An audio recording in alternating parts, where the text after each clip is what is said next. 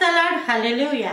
ఈ దిన వాక్యము యోమ్ దెబిరీం 5వ తారీఖు 5వ నెల 2025వ సంవత్సరం.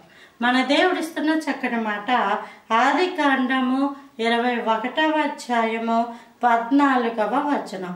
కాబట్టి తెల్లవారినప్పుడు అబ్రహాము లేచి ఆహారమును నీళ్ల తిత్తిని తీసుకొని ఆ పిల్లవానితో కూడా హాగరునకు అప్పగించి ఆమె భుజం మీద వాటిని పెట్టి ఆమెను పంపివేశాను.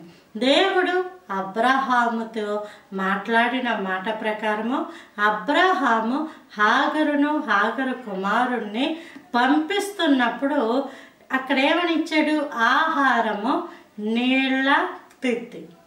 దీన్ని గనక మనం ఆత్మీయ అర్థంలోనికి తీసుకుంటే ఆహారము అన్నది యేసయ్య యొక్క శరీరానికి గుర్తు, అదే రొట్టె.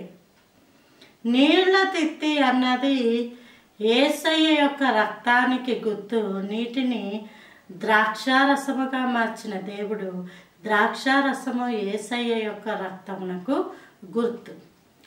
ఈరోజు నీకు ఏమీ లేదని నువ్వు బాధపడుతున్నావు. నాకంటూ వెనకాల ఆస్తులు లేవు, చదువులు లేవు, ఏదో లేదు, ఎవరూ లేరు, నన్ను పట్టించుకునే వాళ్ళు లేరు అని నువ్వు బాధపడుతున్నావు. కానీ నీతో పాటు ఉన్నదేంటో తెలుసా? ద్రాక్షారసము, ఆయన రొట్టె.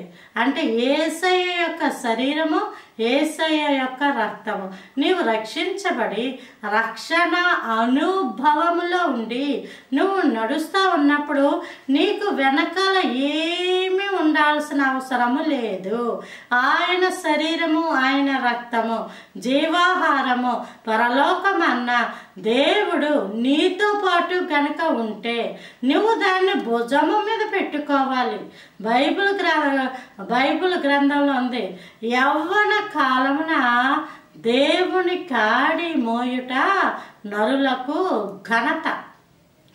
ఆయన శరీరమును నువ్వు మోయి యేసయ్య సువార్తను నీ భుజం మీద పెట్టుకుని రాజ్యభారము, సువార్త భారము, వాక్య భారము, నశించిపోతున్న ఆత్మల పట్ల ఈ భారము నువ్వు పట్టుకుని నువ్వు యేసయ్యని మోస్తూ, నీవు సిలువని మోస్తూ నడిచినప్పుడు నీకు ఏమీ కొదువు రాదు.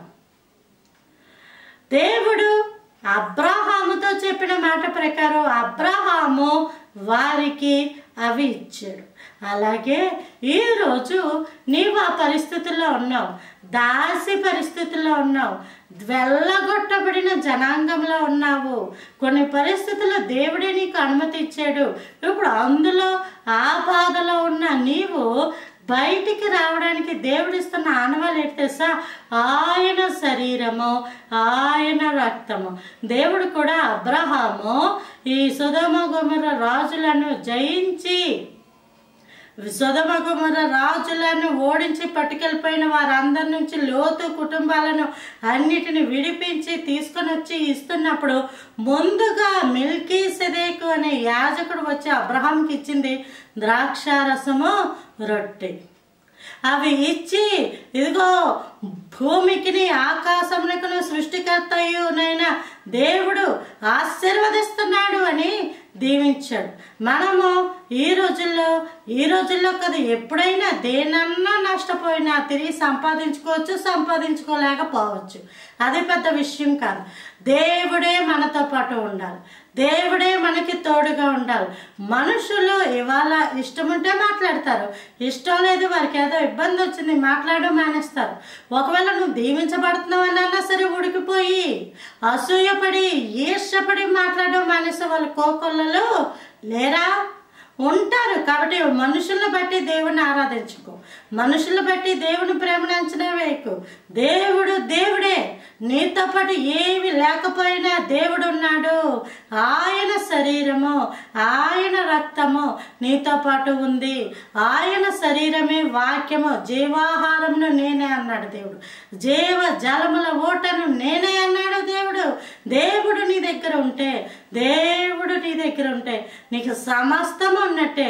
ప్రభువునందు ఆనందించుడి, మరలా చెప్పుతును ఆనందించుడి అని భక్తుడు రాశాడు. అట్టి కృప దేవుడు మన అందరికీ అనుగ్రహించును కాక. Praise the lord. ఆమేన్.